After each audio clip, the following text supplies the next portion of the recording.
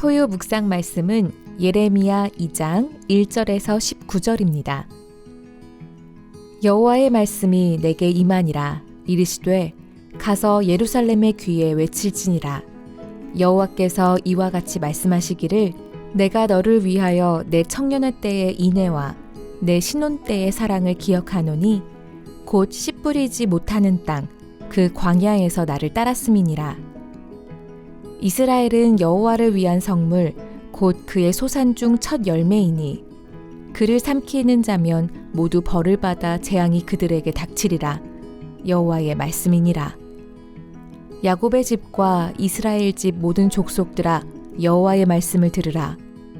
나 여호와가 이와 같이 말하노라.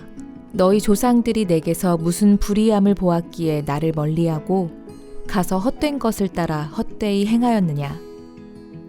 그들이 우리를 애굽 땅에서 인도하여 내시고 광야 곧 사막과 구덩이 땅 건조하고 사망의 그늘진 땅 사람이 그곳으로 다니지 아니하고 그곳에 사람이 거주하지 아니하는 땅을 우리가 통과하게 하시던 여호와께서 어디 계시냐 하고 말하지 아니하였도다.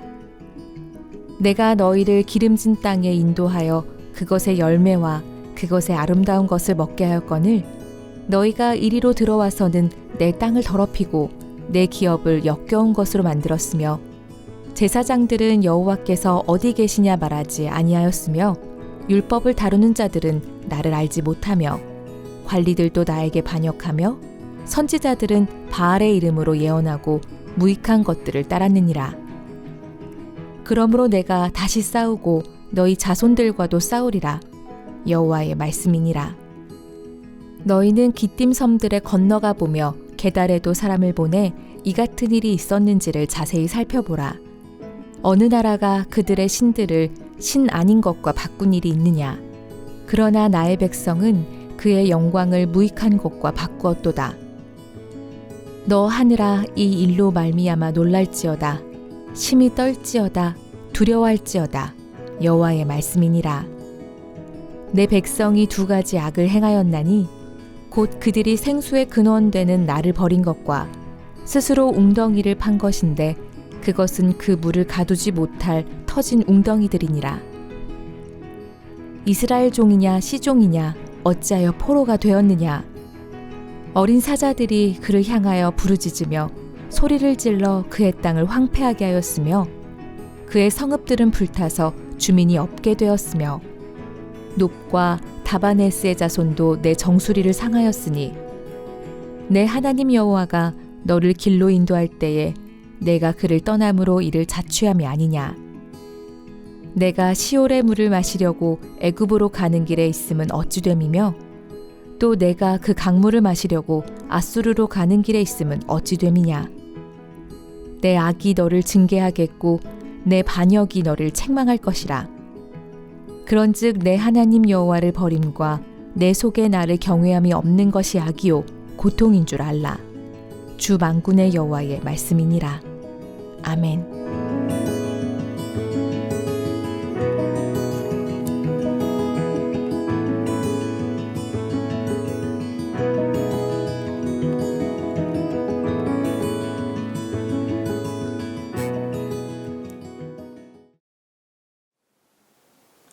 할렐루야.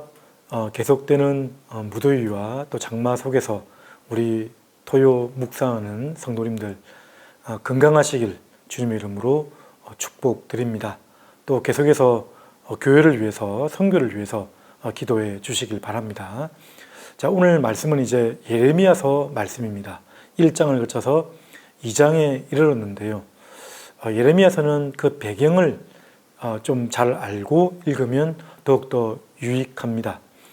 지금 1장에서 말씀한 바와 같이 요시야 왕 13년째, 그러니까 BC 626년째입니다. 이때부터 예레미야가 말씀을 또 계시를 받아서 이렇게 선포를 하고 있고요.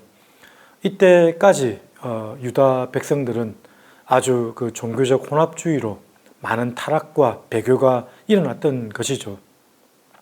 그럴 때에 예레미야를 통해서 심판의 말씀을 지금 예고하고 있습니다. 그러나 하나님께서 이렇게 심판의 예고의 말씀을 한다는 것은 그의 백성들을 사랑하기 때문에 그렇습니다. 지금 BC 626년, 그러니까 이때부터 결국 그 유다는 BC 586년에 멸망을 하게 되는데, 그때 직후까지 예레미야는 40년이 넘게 이제 하나님 말씀을 대언합니다. 그래서 예언서라고 하면 보통 미래를 이제 예견하는 의미도 있지만 전혀 없는 것은 아닙니다. 그러나 예언서라는 그 의미보다는 선지서라고 해서 하나님이 당대의 백성들에게 주시는 말씀으로 우리가 이해하는 게 더 좋을 것 같습니다. 선지서인 거죠. 그래서 선지서 말씀을 읽어보면 지금 이렇게 배교해져 있고 또 떠나져 있고 하나님과 멀어져 있기 때문에 이 말씀들이 상당히 과격합니다. 하나님께서 강하게 권면하는 말씀으로 되어 있어요. 그래서 그러나 분명하고 강한 의조로 하나님께서 선포하고 있는 말씀인 것이죠. 직선적이고 우리에게 거침없이 이렇게 하나님께서 선포하는 말씀들입니다. 그러나 그 말씀 속에서 하나님의 사랑을 발견할 수 있기를 간절히 바랍니다. 자, 오늘 말씀의 제목은 여호와께서 자기 백성과 논쟁하심이라는 제목으로 말씀을 나눌 텐데요. 이 제목은 9절 말씀에서 가져왔습니다. 9절 말씀. 그러므로 내가 다시 싸우고 너희 자손들과도 싸우리라. 여호와의 말씀이니라. 하나님께서 지금 자기 백성, 유다 백성들과 싸우시겠다라는 말씀을 합니다. 싸우신다는 이 표현은 논쟁한다는 의미가 있습니다. 옳고 그름을 따지고 그리고 야단을 치는 거죠. 야단을 치면서 지금 설득해내려고 하는 하나님의 간절함이 느껴지는 말씀입니다. 9절 말씀에 보면 내가 다시 싸우고, 지금 한 번 지금 말씀하신 게 아닙니다. 반복해서 계속해서 하나님께서 이스라엘 백성들에게 권면을 했고요. 그리고 너희 자손들과도, 시간을 초월하시는 하나님께서 장차 이 민족의 자손들과도 내가 설득하며 설명해 내겠다라고 말씀하시는 것입니다. 자, 그러한 의미에서 이 하나님의 이 논쟁하심, 자기 백성들과의 격렬한 논쟁을 통해서 하나님의 사랑과 또 교훈을 함께 살펴보길 원합니다. 자, 첫 번째는 하나님께서 택하신 자기 백성을 향한 기대와 사랑을 끝까지 버리지 아니하십니다. 그리고 결국에는 그들이 돌아오기를 간절히 기다리고 계시다는 것을 우리가 기억해야 됩니다. 2절 말씀을 보십시오. 가서 예루살렘의 귀에 외칠지니라. 여호와께서 이와 같이 말씀하시기를 내가 너를 위하여 내 청년의 때에 인애와 내 신혼 때의 사랑을 기억하노니 곧 씨 뿌리지 못하는 땅 그 광야에서 나를 따랐음이니라. 지금 하나님이 이스라엘 백성들을 향해서 마치 연애하는 또 연인처럼 또 배우자 남편의 입장에서 아내에게 말하는 것처럼 이렇게 설명을 하고 있습니다. 신혼 때에 청년 때에 인애와 그리고 사랑을 지금 말하고 있는 것이죠. 그때의 그 순수했던 모습, 척박했던 광야에서 아무것도 없을 때에 사실은 실제로는 모세오경에도 말씀해 보면 참 하나님께 많이 불평하고 반응했음에도 불구하고 그들의 신앙은 그럼에도 불구하고 순수했다는 겁니다. 그리고 아무것도 의지하지 아니하고 하나님만 신뢰했다는 겁니다. 특별히 출애굽 2세대들은 더욱 그렇게 했다는 거죠. 그때를 그리워하면서 지금 이렇게 말씀을 합니다. 인애라는 단어는 헤세드라는 단어, 언약적 신실하심에 근거한 하나님의 일방적인 은총, 호의 같은 것을 말하는 것입니다. 그러니까 언약적 신실함에 근거한 것입니다. 부부 관계가 있다면, 부부라고 한다면 그 부부라는 언약에 기초하여서 이 사랑이 지속되어져 가는 것이죠. 그 기본적인 언약이 깨져버리면 사실 그 사랑이 지속되기는 쉽지 않는 것입니다. 여기 보면 사랑이라는 단어가 여러 가지 단어가 있는데 아하브라는 단어를 썼습니다. 이 단어는 의지적인 아가페적인 사랑도 뭐 전혀 포함되지 않는 것은 아니지만 감정적인 요소가 좀 더 들어가 있습니다. 좋아하다. 그러니까 여러분 우리가 그렇죠. 원수를 사랑한다라고 했을 때 그것은 우리의 감정보다 의지를 가지고 하나님의 말씀을 지키기 위해서 사랑한다고 우리가 선포를 하고 나갈 수는 있습니다. 그러나 감정적으로 좋아해지기는 시간이 더 걸리는 것이죠. 여기서 하나님은 지금 아바라는 단어라는 것은 감정적으로도 좋아하면서 사랑하는 모습을 지금 보여주는 것입니다. 3절 상반절에 보면 이스라엘은 여호와를 위한 성물 곧 그 소산 중 첫 열매이니, 이스라엘 백성들은 하나님 앞에 성물이었다고 말씀을 합니다. 너희는 하나님의 거룩한 백성이며 소유된 하나님의 백성이라고 말씀하셨습니다. 거룩한 제사장 나라라고 설명을 했던 것이죠. 그러나 이 출애굽기 19장 5절 말씀에 보면 세계가 다 내게 속하였나니 너희가 내 말을 잘 듣고 내 언약을 지키면, 기본적인 언약입니다. 하나님과 이스라엘 백성들이 맺었던 그 첫 언약, 관계, 그 관계를 그대로 유지만 해나가면 너희는 모든 민족 중에서 내 소유가 되겠고, 이 소유란 말은 보물이 되겠다는 것입니다. 바로 보화와 같은 그런 귀중한 하나님의 보호하심과 안전하심을 입은 그런 존재가 된다는 말씀을 하고 있는 것입니다. 그런데 이 백성들은 그때의 순수한 사랑을 다 잊어버리고 하나님을 멀리했다라고 설명을 하는 것입니다. 그래서 야곱의 집과 이스라엘의 집도, 그러니까 전 이스라엘 영역에서 하나님을 배반하고 반역한 모습들. 5절 말씀을 보십시오. 나 여호와가 이같이 말하노라. 너희 조상들이 내게 무슨 불의함을 보았기에 나를 멀리하고 가서 헛된 것을 따라 헛되이 행하겠느냐.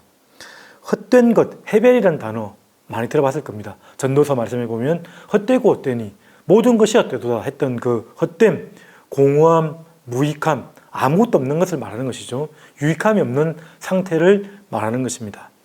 너희들이 그런 공허한 것을 쫓았더니 결국 너희들도 무익하고 공허한 것이 되어버렸도다.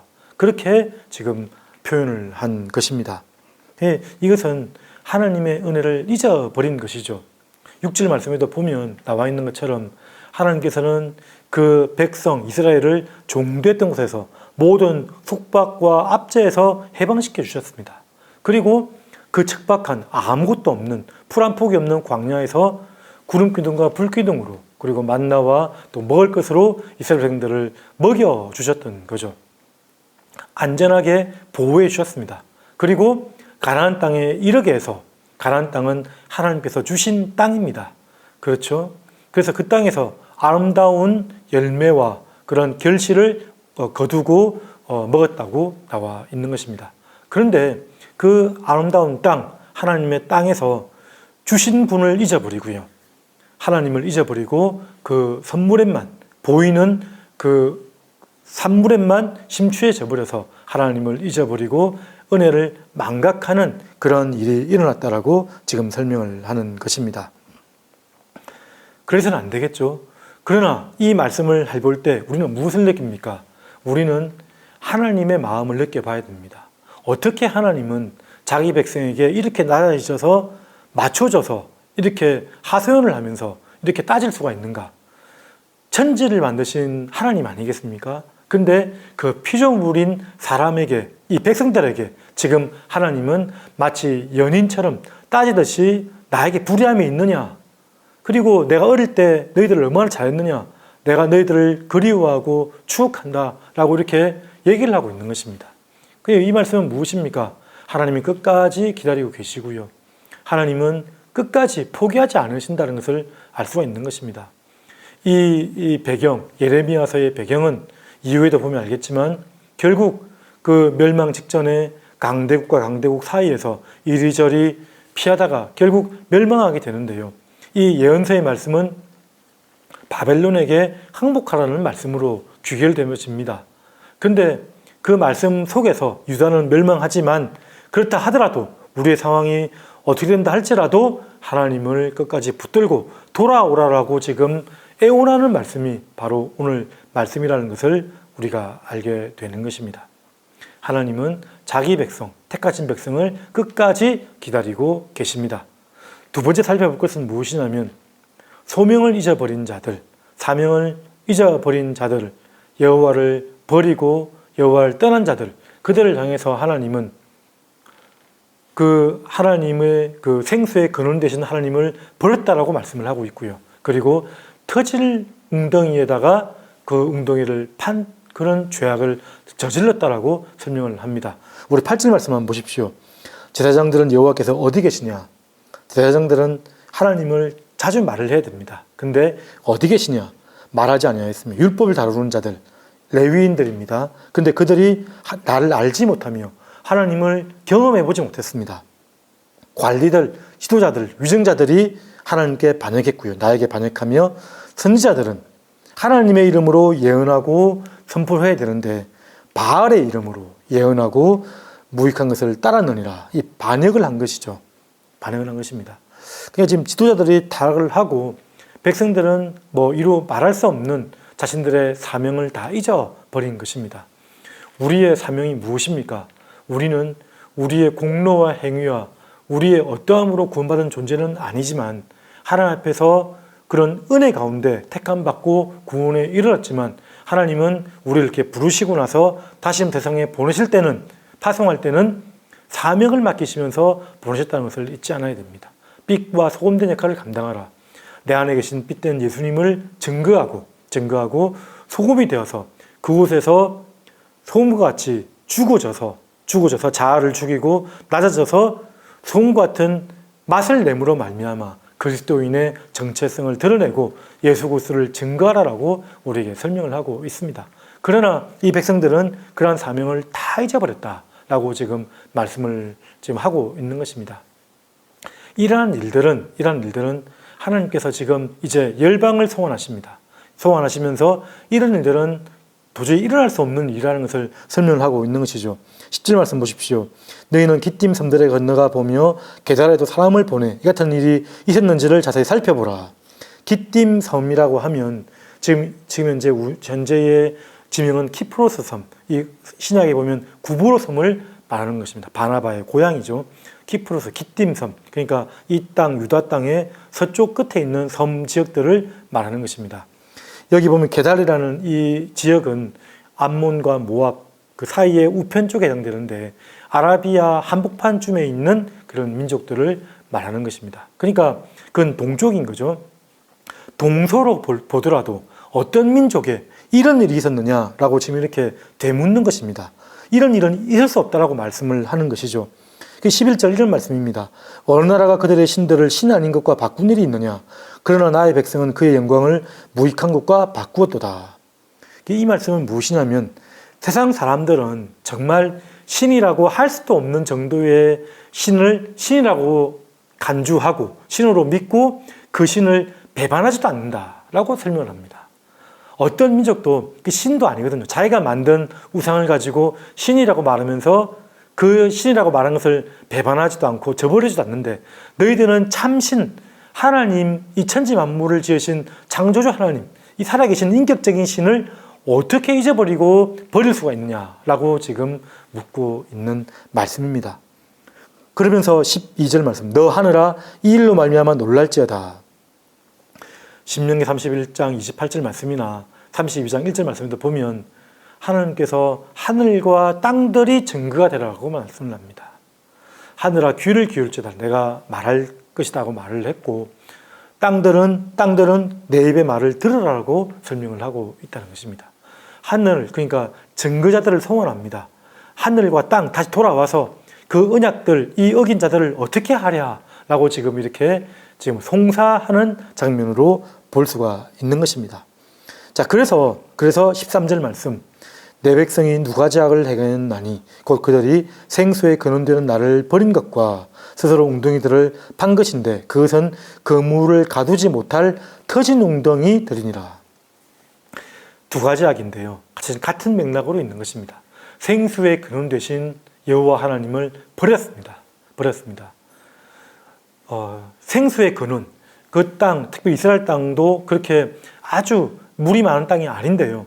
생수의 근원을 잃어버렸다면 그것은 생명을 잃어버릴 수 있다는 것입니다. 근데 그 근원되는 여호와 하나님을 버렸습니다. 그리고 웅덩이를 파는데 터진 웅덩이를 팠다.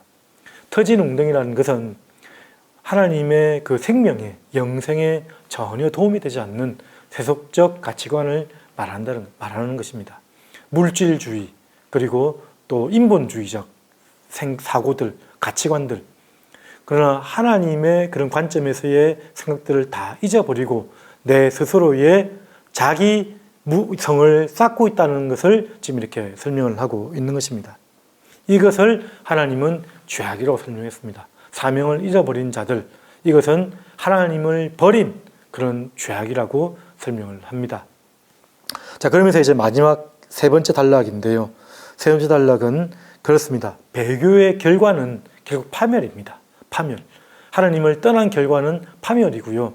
그리고 그 경외 없음, 하나님을 향한 경외가 없는 것, 그 자체가 하나님을 버린 것, 그 자체가 바로 심판이라는 것을 우리에게 설명을 하고 있습니다. 어떤 심판인지 한번 보시기 바랍니다. 14절 보시면 이스라엘이 종이냐 시종이냐. 종은 내가 처음부터 종이로 태어난 것이 아니었는데 삶에서 인생 가운데 종이 된 사람을 말하는 것입니다. 시종은 태어날 때부터 종으로 태어난 자들입니다. 그러니까 사실은 이스라엘 백성들이 애굽 땅 종되었던 곳에서 자유민이 되었는데 다시금 이제 종으로 될 것이다 라고 지금 설명하는 것입니다. 너희가 포로가 되지 않았느냐. 14절 말씀 포로의 그런 결과를 보여주는 것입니다. 이 말씀들은 지금 명백히 40년 후에 이 유다가 멸망할 때를 지금 보여주는 것이죠. 15절 말씀 어린 사자들이 그를 향하여 부르짖으며, 여기서 어린 사자들이라고 하면 신흥 바벨론입니다. 신흥 바벨론. 사실은 BC 626년 이 말씀이 선포될 때부터 이제 바벨론의 나보플라살이라는 왕이 더 본격적으로 나라를 키워서 아수르의 영토를 점점 이제 먹어가면서 이제 세력을 키워가는 때가 되는 것입니다. 그것을 어린 사자라고 지금 비유를 했습니다. 그의 땅을 황폐하게 하였으며 그의 성읍들은 불타서 주민이 없게 되었으며 그렇게 될 것이라는 것입니다. 그리고 16절 놉과 다바네스의 자손도 내 정수리를 상했으니, 놉과 다바네스는 애굽에 있는 마을입니다. 다바네스는 애굽의 오른편, 놉은 애굽의 밑쪽인데요. 과거의 수도였던 큰 도시이기도 했습니다. 그러니까 너희들이 지금 신뢰하고 있는 그 애굽의 도시들, 애굽 사람들도 여기 보면 정수리를 상하였으니, 정수리라는 것은 머리 중앙을 말하는 거죠. 정수리를 다 삭발을 시키고 아주 부끄럽게 수치를 줄 것이다, 모욕을 줄 것이라는 그런 심판을 하는 것입니다. 수치, 모욕, 황폐한 포로 다 우리를 파멸시키는 그런 결과를 갖다 줄 것이라고 설명을 하는 것입니다. 17절 말씀 내 하나님 여호와가 너를 길로 인도할 때에 그를 떠남으로 너희 떠났기 때문에 이런 결과가 나타났다라고 말씀하시는 것이고요. 18절 네가 시올의 물을 마시려고 애굽에 가는 길에 있음은 어찌 됨이며, 시올의 물은 나일강을 말합니다. 나일강의 지류를 말하면서 애굽에 나일강이 있지 않습니까? 그 애굽을 의지하지 않았느냐. 그리고 또 내가 그 강물을 마시려고 아수르로 가는 길에 있으면 어찌 됨이냐. 그 강물은 티그라스 유브라데 강, 바벨론 쪽에 있는 강을 말하는 것입니다. 바벨론을 의지하지 않느냐. 그러니까 너희들이 참 이 유다의 이 모습이 어쩌면 오늘날 우리나라의 모습과도 비슷한 모습이 있는 것 같아요. 두 강대국 사이에서 하나님을 의지하지 아니하고 두 강대국에서 이곳을 의지하고 저곳을 의지하고, 우리는 그 모든 것을 의지하는 것보다 하나님을 의지해야 됨을 분명하게 말씀을 하는 것입니다. 그렇게 하지 말라라고 말씀하시는 것이죠. 그러면서 19절 네 악이 너를 징계하겠고, 이게 무슨 말이냐면 그렇게 하나님 아닌 다른 것을 의지한 것 자체가 죄악인데 그 죄악이 결국 여기 보면 너를 징계하겠고, 그렇게 반역했던 것을, 하나님을 떠나고 배교했던 것이 결국 너를 책망할 것이다. 그게 무엇이냐면 현재 지금 반역하고 악을 추구한, 하나님을 떠나버린 것 자체가 바로 심판이라는 말씀을 하는 것이죠. 그 결과가 심판만 있는 것이 아니라 하나님을 떠난 과정 자체가 심판이라고 이렇게 설명을 하고 있는 것입니다. 19절 하반절에 그런즉 내 하나님 여호와를 버림과 내 속에 나를 경외함이 없는 것이 악이요 고통인 줄을 알라. 로마서 그 1장 말씀에 보면 24절, 26절, 28절 말씀에 연이어서 나타납니다. 하나님께서 내어버려 두사 네 마음의 정욕대로 내어버려 두사, 그렇게 말씀을 합니다. 너의 욕심대로 내어버려 두사. 로마서 1장 28절 한 절만 읽어보면 또한 그들이 마음에 하나님 두기를 싫어하며 하나님께서 그들을 그 상실한 마음대로 내버려 두사 합당치 못한 일을 하게 하셨으니. 우리는 볼 때 합당치 못한 일을 하는 모습만 보이겠지만 그 근원적인 마음의 뿌리에는 하나님을 두기를 싫어하는 그 마음이 있다는 것입니다. 하나님은 그런 자들을 내어버려 주실 수 있다라고 말씀하십니다. 그 자체가 심판이라고 설명을 하는 것입니다. 자, 오늘 말씀, 이 선지서의 긴 하나님의 말씀을 지금 보고 있습니다. 하나님께서는 이렇게 하나님을 떠나지 말라고 지금 마지막까지 지금 애원하고 있는 말씀으로 우리가 이해를 했으면 좋겠습니다. 하나님의 마음을 읽어갔으면 좋겠습니다. 우리는 어떻게 해야 됩니까? 우리는 하나님을 버리거나 내 마음의 경외함, 하나님을 두려워하거나 신뢰하는 마음이 전혀 없는 것이 아니고요. 그리고 생수의 근원 되신 하나님을 버릴 것이 아니라 어떻게 해야 됩니까? 우리는 생수의 근원 되신 예수 그리스도를 계속 따라가야 되는 것입니다. 신약 말씀 보십시오. 요한복음 4장 14절 말씀. 내가 주는 물을 마시는 자는 영원히 목마르지 아니하리니 내가 주는 물은 그 속에서 영원토록 솟아나는 샘물이 되리라. 요한복음 7장 38절 말씀에 보면 누구든지 목마르는 자는 다 내게로 오라. 나를 믿는 자는 영생을 얻겠다고 했고요. 내 배에서 생수의 강이 흘러넘치리라 라고 말씀을 하셨습니다. 생수의 근원 되신 그리스도 예수를 우리는 떠나지 않는 것입니다. 그 떠나지 않는다는 것은 예수님을 의식하며 살아가는 것입니다.